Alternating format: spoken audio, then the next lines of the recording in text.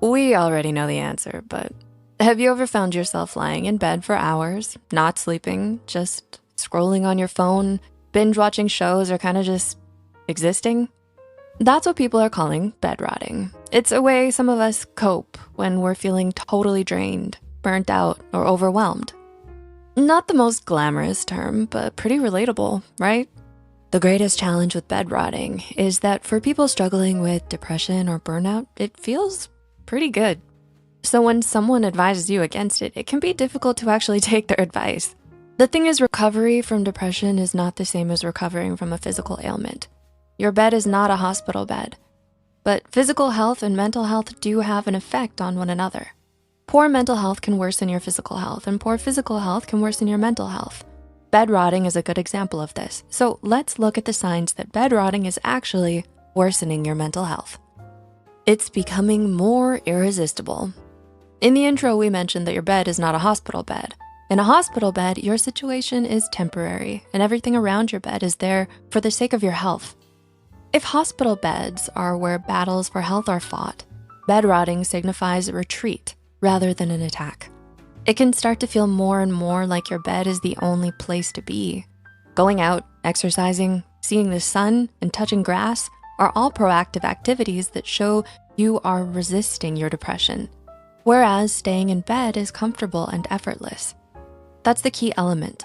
The world asks a lot of us, so it's understandable that we go through periods where we just want things to feel effortless. But too much time spent in effortless bliss is bound to become an Ouroboros of things piling up, becoming more difficult, and the bed therefore looking more and more appealing. So if you find that everything is becoming harder and your bed is becoming more irresistible, maybe it's time to pick up arms again, give life another go. You can only get stronger for it. It's making you anxious. Being unable to get things done can make you feel hopeless or even afraid.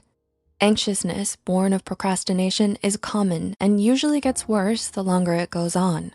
But there is always an end in sight.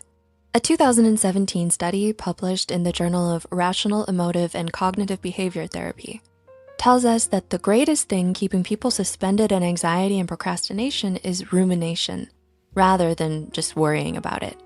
It's totally normal to worry about not getting things done, but by repeatedly thinking about it and telling yourself you'll be in danger if you don't do this task, you're more likely to shut yourself away and not want to engage with it at all.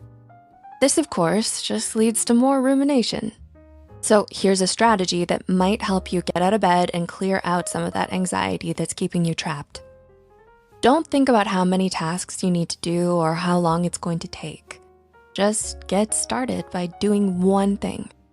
You don't even have to finish a task just yet. Just secure a starting point that you can return to.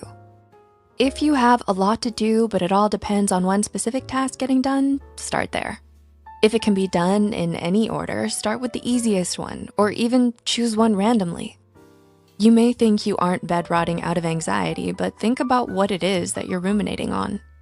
Are you worried that you aren't where you should be in life? Your career hasn't bloomed as much as you think it should have?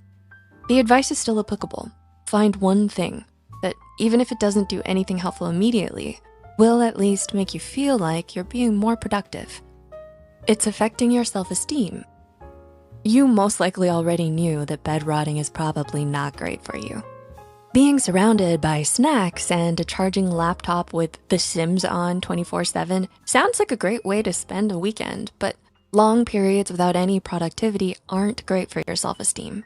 A 2021 study found that long periods of physical inactivity was likely to worsen depression, stress, and anxiety in adolescents. This backs up another study from 2017 that claimed students who were not only physically active but also pursuing their goals had higher self-esteem than those who weren't. So while your body seems to house a bottomless well of lethargy that yearns for constant rest, giving your body and mind what it thinks it wants is likely to only hurt you more. So what's the solution if you just can't seem to do anything, but doing nothing also makes you feel worse? Don't focus on doing everything at once. Don't think you have to immediately jump out of bed and rise to your full potential. Instead, start by practicing a bit of tough love on yourself by forcing yourself to walk around or do 10 minutes of light exercise each day.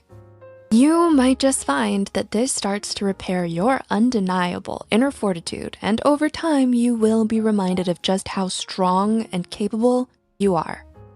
It won't necessarily make your depression magically go away, but it will put an end to the feeling of mental decay that bedrotting creates.